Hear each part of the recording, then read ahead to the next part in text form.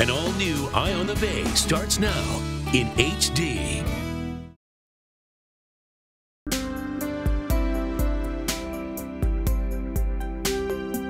It's often compared to Monte Carlo, sometimes called Bohemia by the Sea. You know, it's a village. They'd like to, Carmel's a village, not a city. It's one of the most picturesque places on the surface of the earth. And it's an easy drive from the Bay Area. Amazing restaurants, an artist's enclave. And it's also one of the dog-friendliest places on earth, isn't it? Go get it. We're your Gotta Get Away for the Day guide, your Let's Try a New Place to Eat guide, even your Hey, it really happened here guide. We're the tour guide with you in mind. Eye on the Bay. Welcome to Eye on the Bay. I'm Vu. And I'm Brian Hackney, and as we approach the weekend, our producers came to us and said, well, we need a day trip, someplace to go. And I said, why not my favorite place in the Bay Area? And you know what? It's one of my favorite places too. Look at that gorgeous view. Ladies and gentlemen, let's head out to Carmel-by-the-Sea. It began by building the Mission in 1771.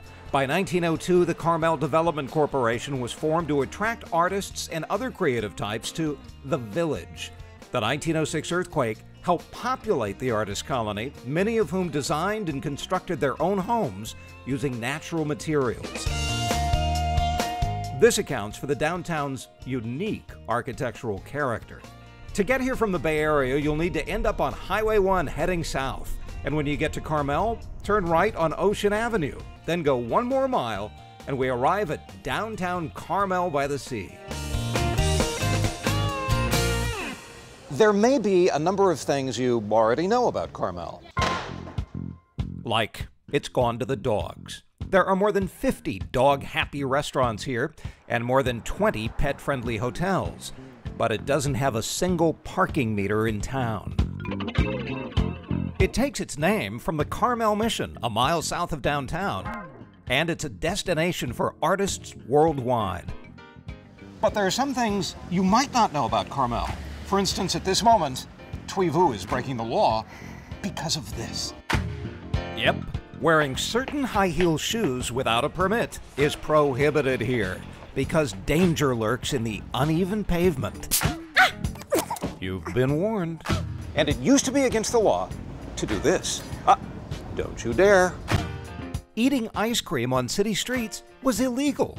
Go ahead. Make my day. That law was thrown out when Clint Eastwood became mayor in 1986, which was kind of contrary to Carmel's image as an artist enclave. And that image dates back to the usual Bay Area milestone. The quake of 1906. It drove artists down to Carmel a century ago when they were able to buy home lots, I hope you're sitting down, for a down payment of $10 at little or no interest. What emerged from that arty start was a village unlike any other in California. Not that you'll find most of its residents at home. That's because 2 out of 3 of these multi-million-dollar houses are vacation homes. But at least the mail won't pile up because there's something that all of these Carmel houses are missing. An address. There are no house numbers. You want your mail?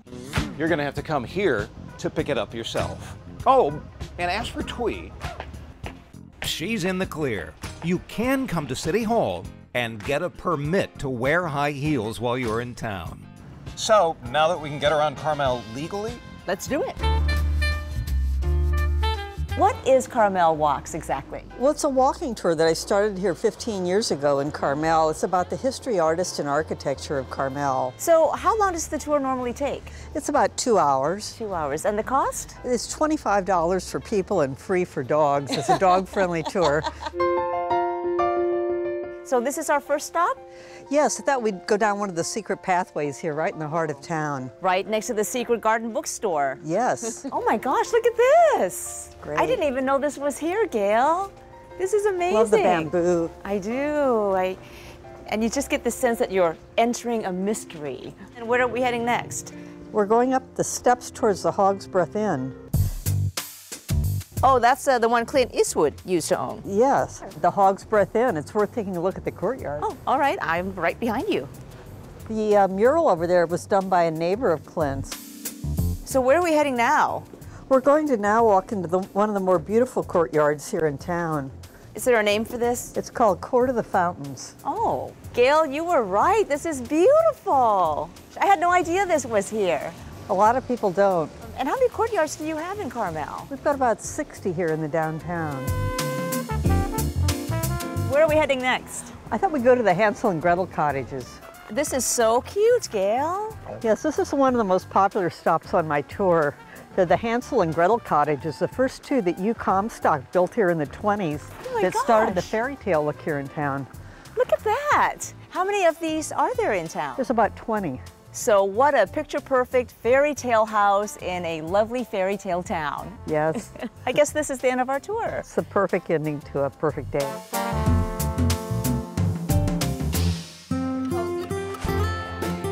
While Twee's been touring with Gail, Flossie and I have been exploring downtown.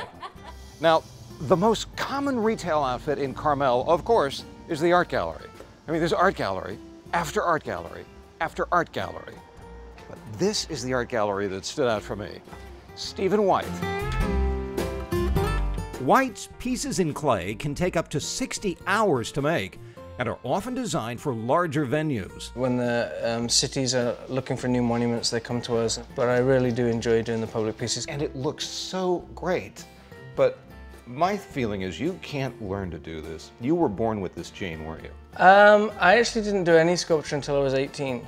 And then I was pushed into doing a potteries class at the end of my last high school and just loved it. Well, we use an oil-based modeling clay. It has the same qualities as potter's clay, which is the original sculpted material. Only you heat this up in order to make it softer.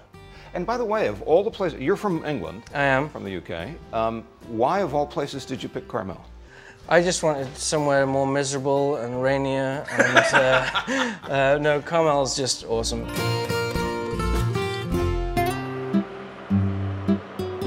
While Stephen's finishing his work on Lincoln, I'm meeting Twee for a bite to eat.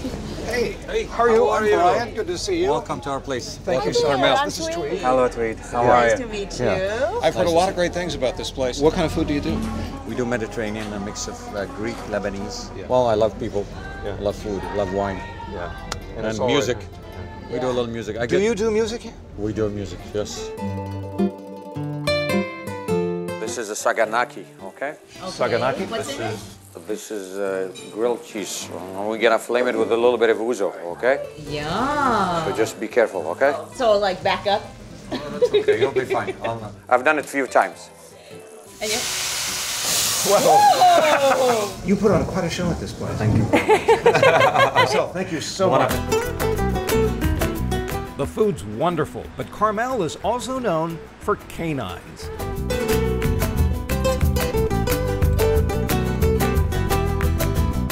And I promise you this show is not going to the dogs.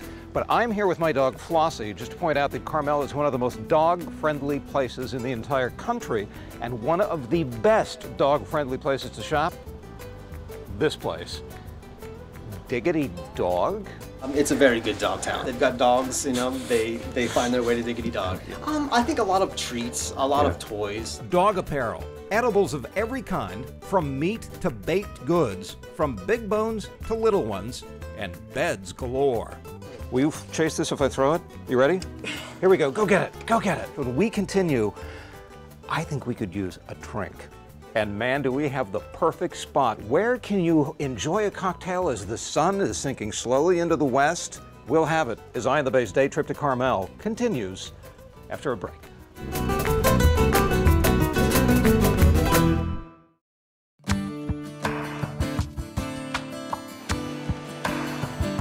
Welcome back to Eye on the Bay. I'm Twee Vu. As we continue our day trip to charming Carmel, you know, they say all the world's a stage.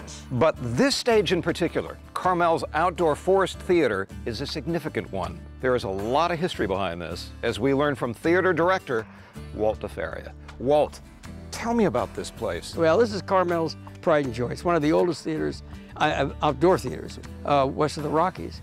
and has played every kind of conceivable show you can think of. There's one group, Pacific Repertory Theater, that does Shakespeare here every year. The Forest Theater is over 100 years old, with a season that runs from Memorial Day to the middle of October. Spent a lifetime in Hollywood and in San Francisco, and you ended up here. Yeah.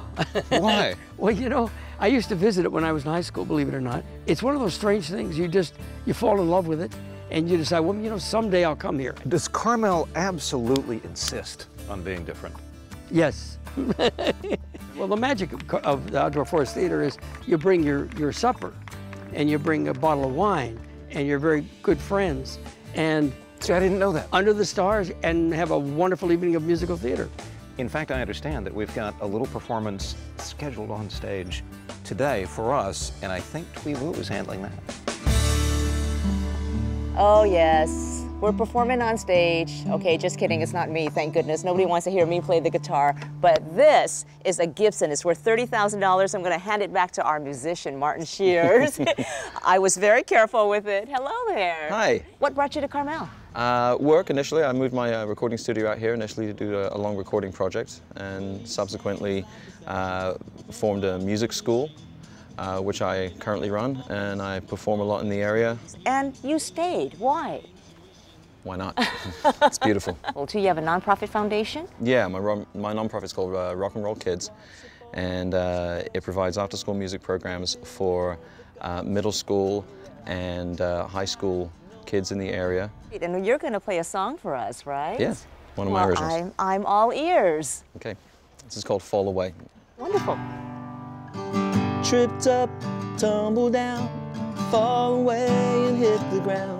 While Twee listens, we wanted to share a few of our favorite views around Carmel.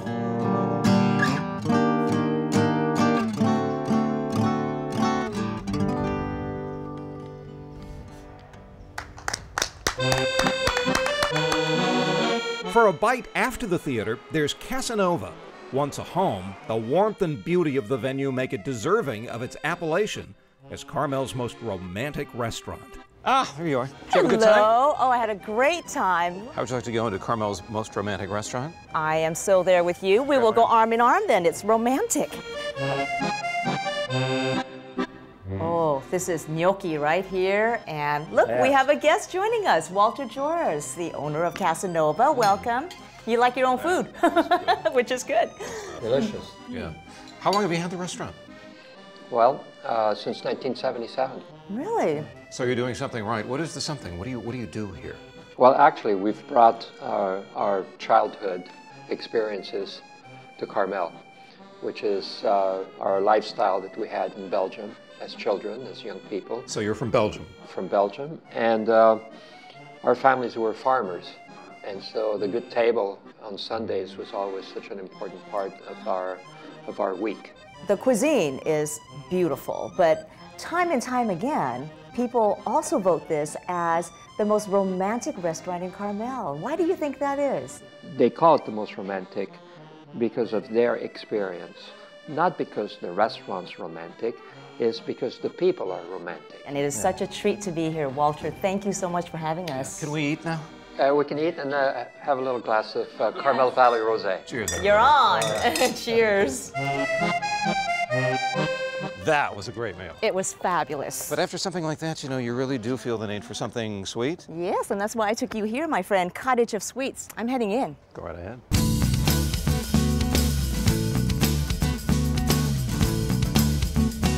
Now that's what I call a truly great candy shop. And look at this, I got my daughter a little candy necklace. She'll totally love that.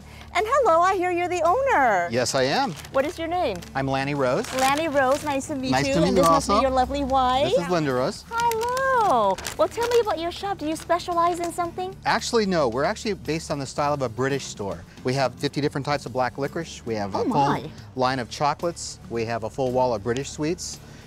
Basically children's candy everywhere. So a little of everything in our store. Thank you so much. It was a pleasure meeting you. Pleasure. On our day trip to Carmel, there's so much to see that we're staying overnight at the classic Cypress Inn. The inn offers standard kings and deluxe suites with balconies, jet tubs, and fireplaces. The Cypress Inn is home to Terry's Lounge, It's a gathering place for locals and tourists alike. Such an iconic building in Carmel. We have a beautiful courtyard, Mediterranean-inspired courtyard, and so we like to have spaces that are intimate and welcoming and friendly and warm. We have a lot of amenities that are included in the price of the room, and for that reason people find that the Cypress Inn is a really good value. Breakfast is included every morning. Doris is very, very passionate about animals. Any dog that walks through the door is treated just as well as the people that come with them. When everyone else is worried about how the inn was going to look, Doris is worried about, how are we going to make this pet friendly and how is it going to work for our guests? Who's your little friend? Well, this is Sadie. She's a director of pet relations here. It's a cozy place, including the lounge. Tell me about the lounge. It's named after Doris's son, Terry Melcher. Right. Who was, a music producer for the Beach Boys and the Monkees, and so it's pretty fun. It's a good place to come and meet people. A lot of folks that come here all the time. Well, you're like the Cheers. They're almost perfect every time.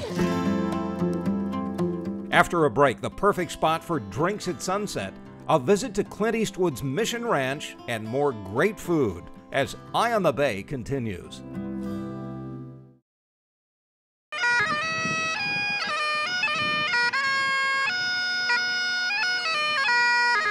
Welcome back to Eye on the Bay. I'm Brian Hackney. And I'm Thuy Vu, and we are here at Pebble Beach at Roy's. This is something they do every evening when you come out here at about 5:45. And you'll begin to hear the dulcet tones of the bagpipes. Listen.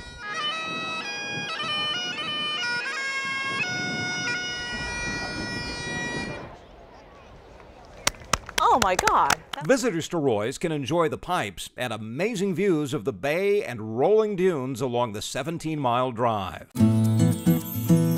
For more stunning views and a lovely and affordable place to stay. Now, if you want to get out of downtown Carmel, you can just come 8 blocks out of downtown and go back to one of California's earliest dairy farms. In fact, you can actually stay at the farmhouse. Built in 1850, there are now 10 buildings with 31 rooms, and you can also eat dinner here at the restaurant. And while you're grazing, you can watch them grazing. It's one of the reasons why people come here. Oh, and by the way, all of this, the 22 acres, rescued from condo development by that mayor in the mid-'80s, yeah, it's a Clint Eastwood property. Back in town, you can't walk a block without running into an artist. Look at the driftwood. No, my sticks. You go get your own. I caught them, I keep them. You collected the sticks? I did. I'm Brian Hackney, by the way. Sherwin. Yeah, nice to meet you. Nice Sherwin. to be met. Yeah, you live in the area? I do, a couple blocks from here. What are you doing with the driftwood? I walk by River Beach every day, and there's a lot of tree debris from the storms. Yeah. So I figured I'd help with the beach cleanup and recycling, and I want to make sculptures. You're gonna make sculptures out of the driftwood? Yeah, it's like this one. This looks just like a bird. Oh my God, it does. And I figure I can put a body on them, some white legs, put them on a rock, and it's bookshelf art. Why did you settle in Carmel? I started visiting here in the mid-'60s for the folk festivals at Nepenthe, and then the pop festival in Monterey. And I figured if I ever got old enough to retire, this would be a great place. You glad you made the move? Yeah, otherwise I would have wound up on the Supreme Court having to live in Washington. Sherwin, what a pleasure. Thank you so much. I'm so glad we ran into you. Well, I mean, when you think about Carmel, you think about art, you think about dining, you think about the architecture, but you don't probably think about what our boss has on his mind apparently 24 hours a day, because he said, do not leave this town until you show people the cheese shop. And it is an incredible shop with more cheese than you might ever imagine, and wines from around the world. Up next, one of the best restaurants in Carmel.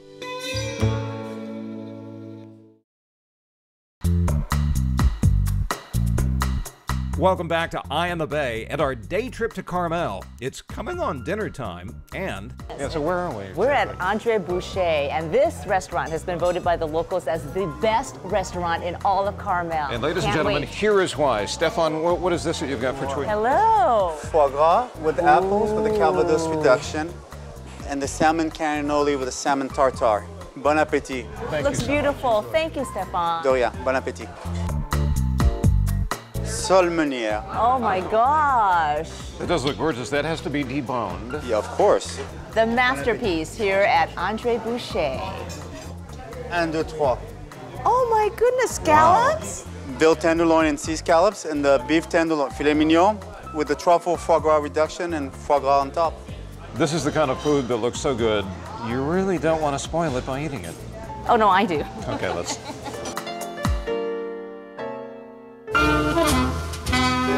So there's a great idea for a way to spend the evening around here. Just watch the sun sink slowly into the west, which you can also do right here. Right here on the beautiful white sand beach of Carmel. What a great way to just end an evening. Yeah, or in this particular day trip, which has been great fun, hasn't it? It has. If you're interested in more information, there's a way to do that. Log on to our website, which is cbssf.com/Eye in the Bay. And for now, I'm Thuy Vu. And I'm Brian Hackney. That's Flossie back there. Thanks for watching. Good night. Have a great weekend.